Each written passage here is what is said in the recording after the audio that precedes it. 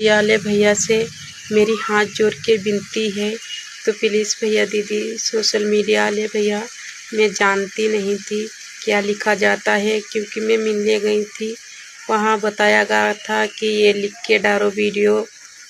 Trending बोल दो, million बोल दो। तो प्लीज़ भैया दीदी सॉरी, आप लोग, मैं ये नहीं लिखूँगी, क्योंकि मैं जानती नहीं थी, क्योंकि मैं छोटे क्रिएटर हूँ और बड़े क्रिएटर के पास जाती हूँ, वो बताता है वही करती हूँ। तो प्लीज़ भैया दीदी आप लोगों से सॉरी, आप लोगों से वादा करती हूँ, मैं ये अभी ये वीडियो पे कुछ भी नहीं लिखूँगी,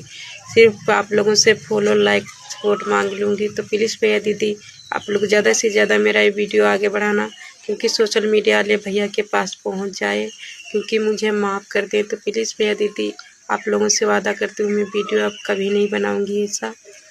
क्योंकि आप लोगों से प्यारा सा एक फॉलो मांग लूँगी। तो वीडियो अच्छी लगी हो तो एक प्यारा सा फॉलो